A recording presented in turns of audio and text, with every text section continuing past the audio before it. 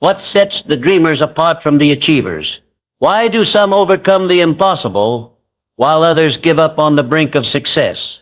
The answer is in 10 ageless principles imparted by Napoleon Hill, not only about achievement, but about attitude, character, and the unbreakable will of those who never give up. In this video, we're going to deconstruct these 10 dynamic keys that have created leaders, built empires, and transformed ordinary individuals into extraordinary success stories.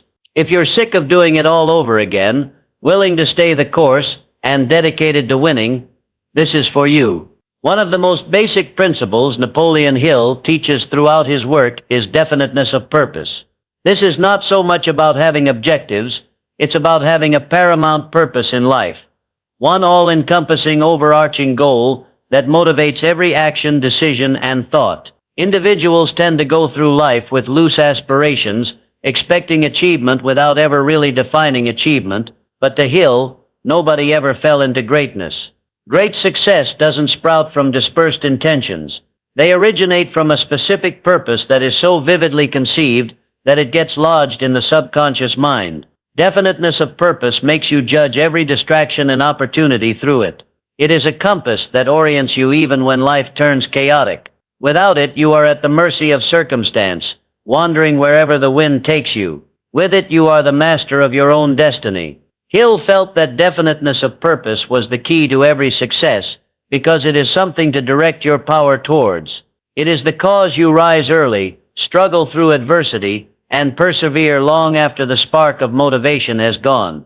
A clear purpose drives discipline, because it gets you to the point where you feel that what you're doing is important, that it's going somewhere particular. The majority of individuals never bother defining their purpose because it takes serious reflection and guts. It involves abandoning the notion of making everyone happy. It involves the realization that not everything is worth your time. When you establish your purpose, you're throwing down a gauntlet and saying, "This is why I'm here." That sort of clarity is mighty, and it separates you from the majority who don't know what they really want.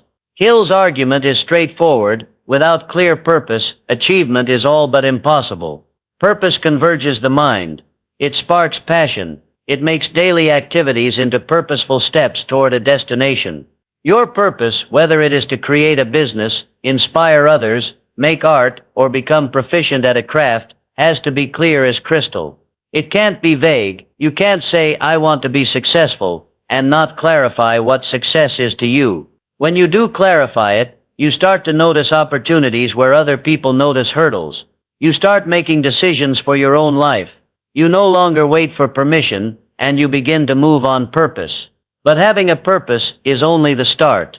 The second principle Hill emphasizes is that once you have this definite purpose, you must then combine it with a burning desire. A wishy-washy want is not sufficient. You must desire something.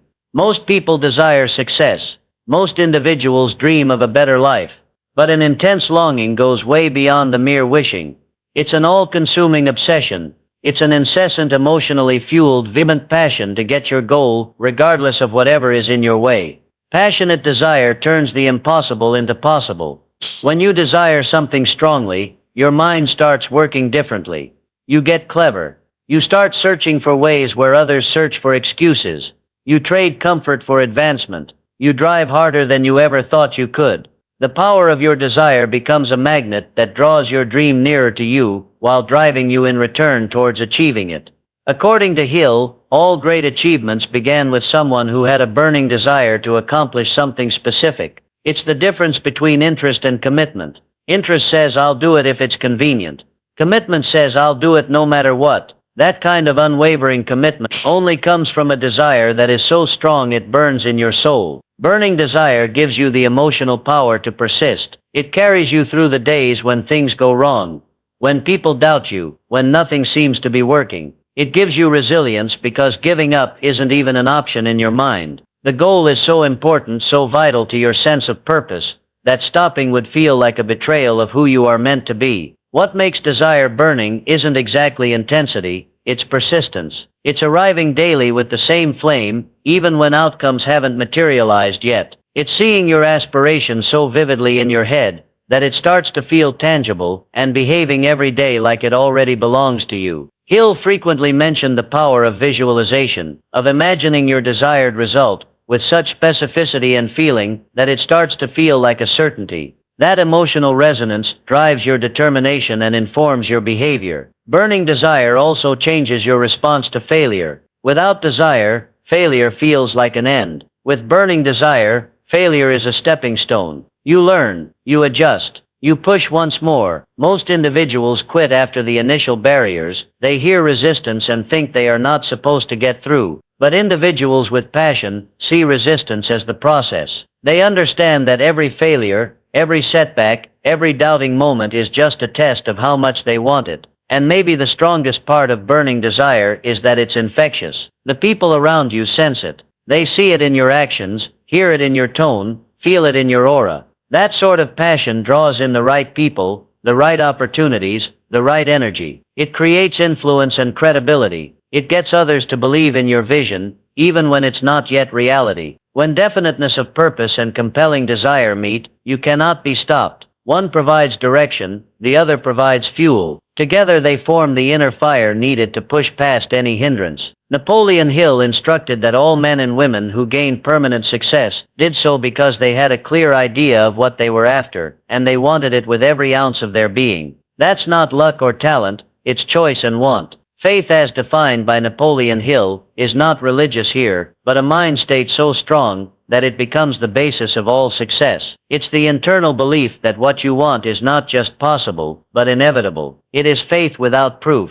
faith in the unknown. This type of faith is what distinguishes those who attempt from those who achieve. Hill believes that faith is built by consistent affirmations and auto-suggestion, by assuring yourself every day that your dream can be done, by seeing it succeed, and saying it over and over again until your subconscious mind believes it as reality. You create firm faith in yourself and in your cause. The biggest obstacle to success for most individuals is self-doubt. They allow fear to enter. They fear they are not enough, they are not smart enough, they are not worthy enough. But faith erases those doubts. It replaces doubt with certainty. It enables you to move forward boldly when others step back. It doesn't erase fear, but it enables you to go forward in spite of fear, because inside you know you are going to make it. That knowledge, even when there is no rational basis for it, is faith. Hill instructs us that faith is a muscle. It needs to be developed, strengthened, and conditioned by persistent thinking and behavior. When you talk positively of your objectives, when you visualize yourself succeeding, when you behave courageously, you are conditioning your faith.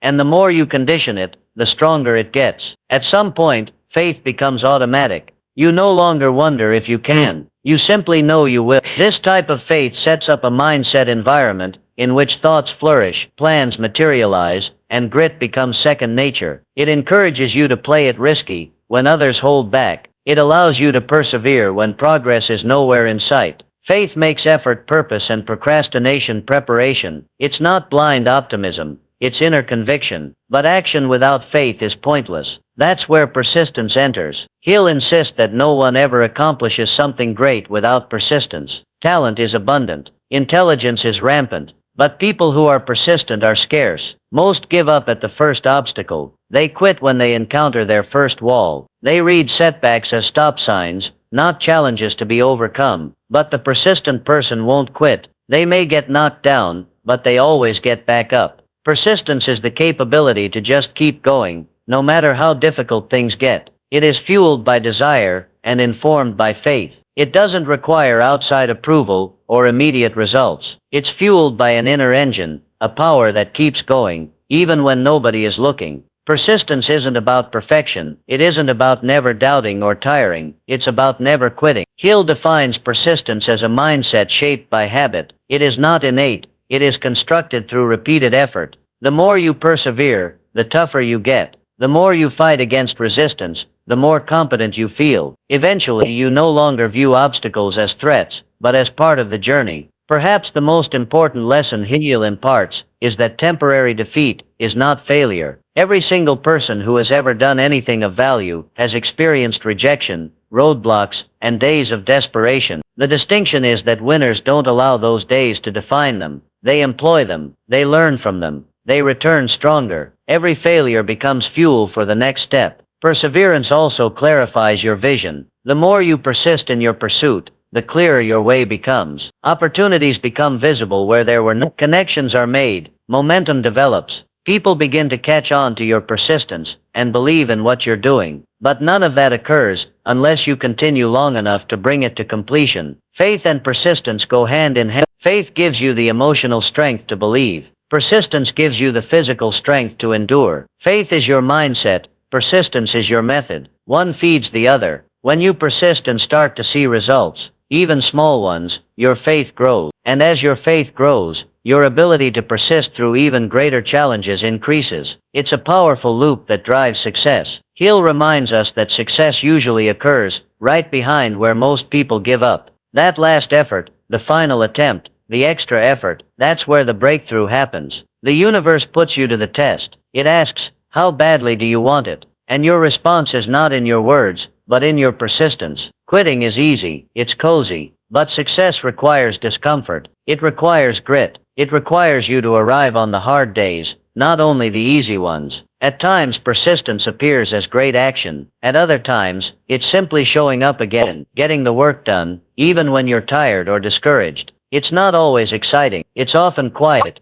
solitary, and unregarded. But these are the times that shape your character. That's where your dream is in the process of being constructed, not in public triumph, but in private strife. Hill also makes the point that persistence has no refusal to change. It's being committed to your purpose and changing your strategy. If it's not working, you don't abandon the goal. You modify the plan. You maintain the destination in mind. But you're flexible with the methods. That sort of smart persistence is what distinguishes high achievers from those who burn out or quit. Ultimately, both faith and persistence are interior forces. They don't result from luck, environment, or innate ability. They result from choice. You choose each day to believe. You choose each day to persevere. And eventually, those choices determine your destiny. Faith gives you the courage to begin. Persistence causes you to complete it. Combined, they make you invincible. No one reaches success completely by themselves. That is one of the most ignored realities of personal success. Napoleon Hill drove this home time and time again with the idea of the mastermind partnership. It is the law that when two or more minds join together in harmony for a definite objective, they produce a new great force, something more than the whole is. He referred to it as the third mind,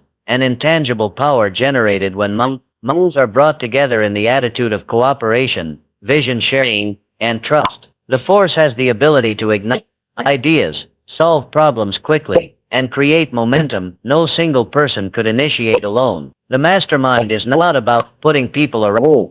It's about surrounding yourself with the right people, those who are aligned with your mission, who bring complementary strengths, and who push you to grow. He'll observe that the most successful people deliberately built these alliances. They didn't wait to stumble into good company. They sought it out. They nurtured relationships with individuals who had knowledge, experience, and qualities they themselves lacked. It was never about ego. It was about creating synergy. Too many individuals end up isolating themselves in their pursuit of success because they believe they need to prove it by themselves. Isolation, however, produces burnout, blind spots, and stagnation. The correct mastermind group, on the other hand, can keep you in check, challenge your own assumptions, and provide solutions you would never think of. More importantly, it can give you encouragement and belief when your own confidence is shaken. When you bump into a wall, your mastermind can remind you of who you are, and when you're small, they can talk vision into you until you get up again. Napoleon Hill usually referred to great historical figures who became great,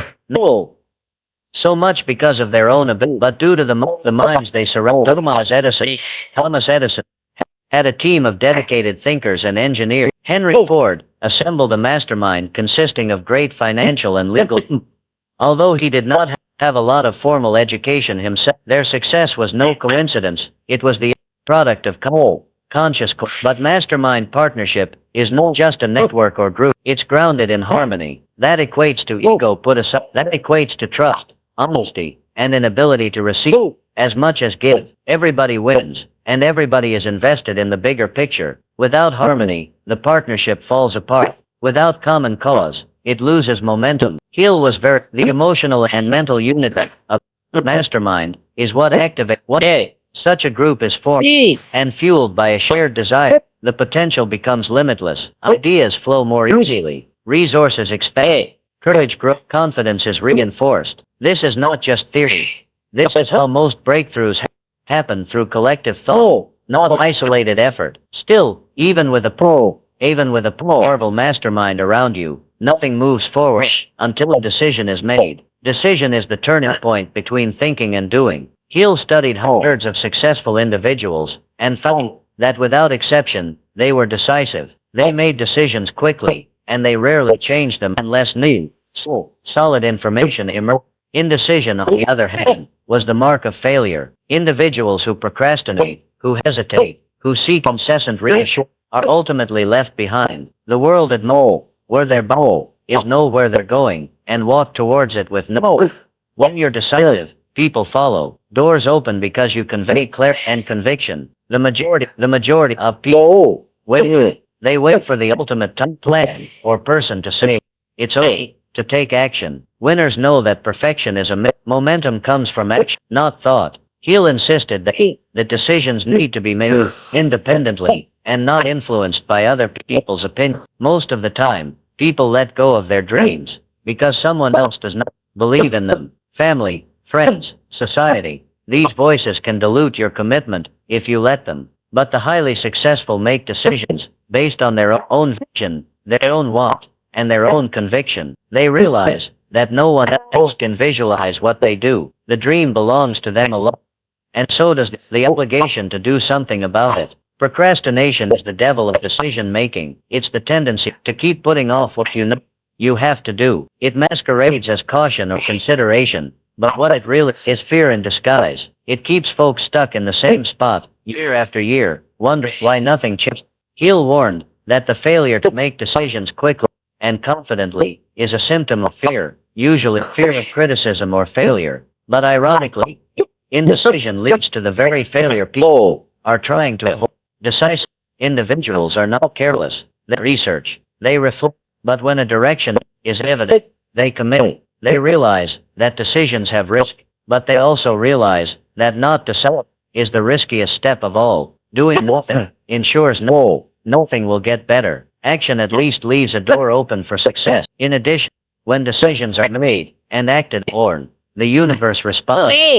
Things show up, resources materialize, a sort of momentum is set into play, but it all starts with one choice: to move, to trust, to go. Hill felt that successful individuals make choices and then flex situations to accommodate them, while unsuccessful individuals allow circumstances to determine for them. This is the distinction between being the architect of your life and the spectator. When you put a mastermind team together with a pattern of decisive action, you have a force that's extremely difficult to dictate. Your mastermind assists your thinking, provides guidance and insight, and then through your decision, translates the thinking into reality. This loop, joint planning, followed by swift action, is how dreams become out.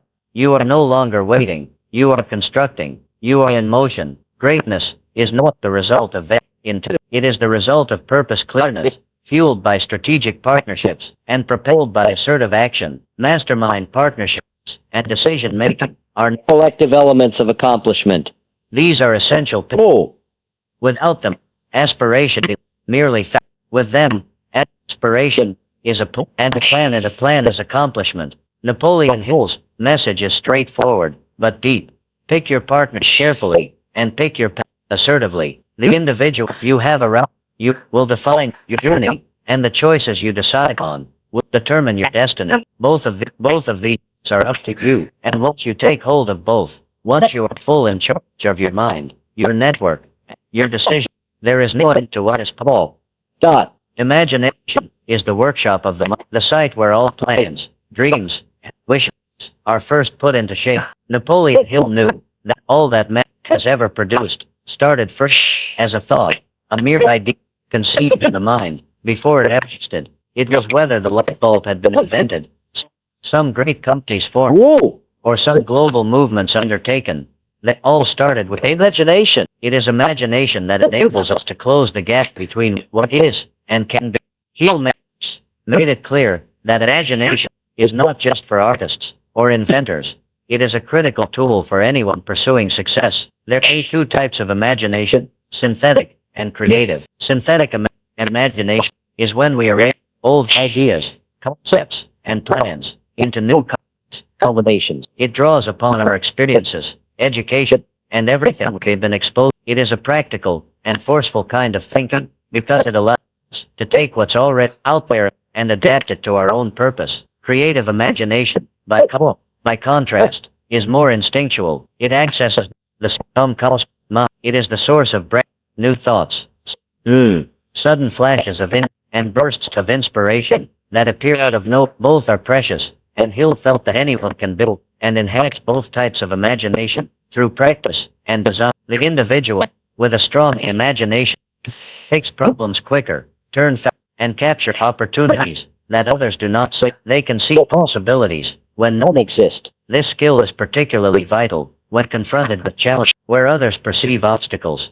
Creative minds perceive new perspective, new approach, and new direction. Imagination makes problems, stepping stones, and failures the setup for something better. It enables you to live in your mind in a future that does not exist yet, and that future starts to become real. The clearer you picture it, the more your actions start to confirm that mental picture. Visualization is a method that Hill recommended. Cultivating imagination. He counseled that you envision your target, visualize what it will feel like to have accomplished it. Visualize the sounds, the talk, the setting. Repeat this exercise consistently. Imprints your goal on your subconscious and charges your faith in it. The clearer you visualize it in your mind, the better the chances that it happens. Your imagination starts to generate ideas, draw people to, and bring circumstances into your life that fit within the vision. But imagination is only half of it. It provides you with the vision,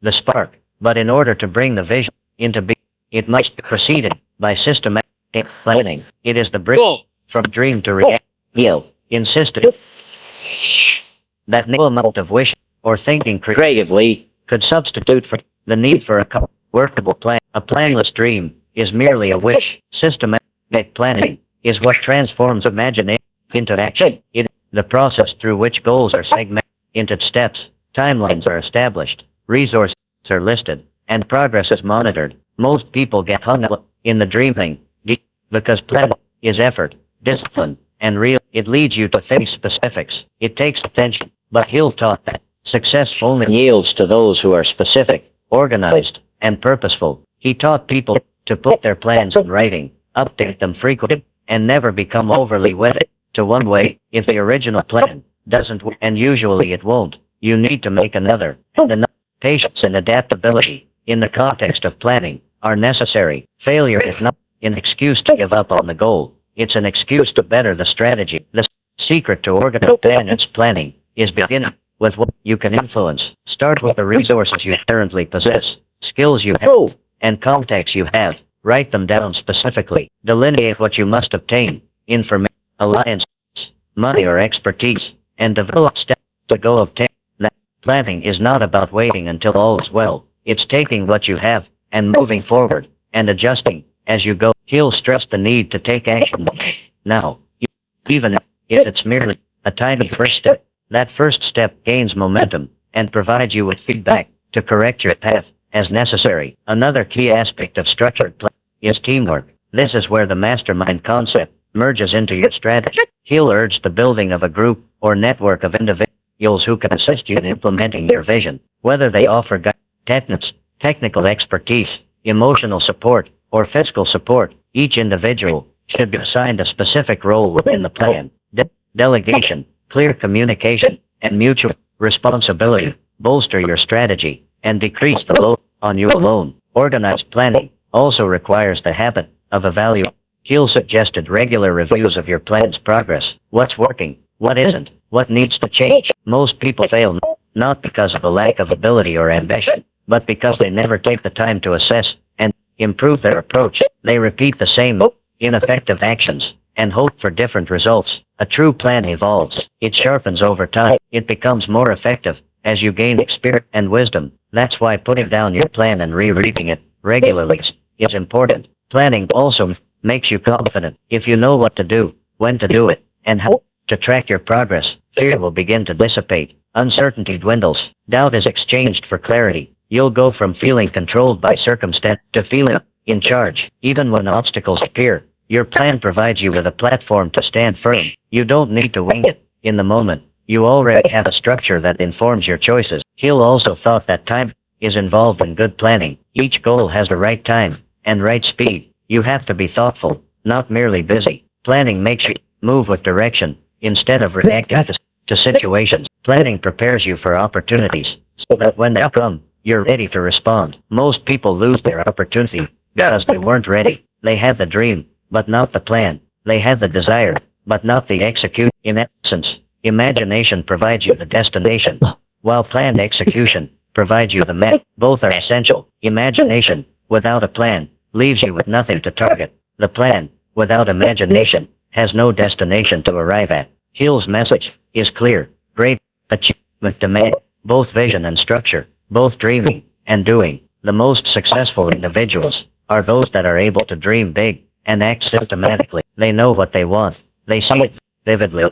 They envision new possibilities on a daily basis, and then they sit down and systematize every detail, every move, every resource available to translate that vision into a real, tangible outcome. What distinguishes people that dream from those who accomplish? Why do some rise against all odds, while others quit just before the finish line? The answer lies in 10 timeless principles shared by Napoleon Hill. Lessons not just about success, but of mindset, character, and the relentless spirit of those who refuse to quit. In this video, we'll break down these 10 powerful keys that have shaped leaders, built empires, and turned ordinary people into extraordinary achievers. If you're sick of having to start over, willing to stay the course, and determined to win, this is your time. Success doesn't belong to the fortunate, it belongs to the dogged. Be clear on what you want, believe in it completely, plan big, and never give up. Winners aren't made, they're forged through intention, passion, and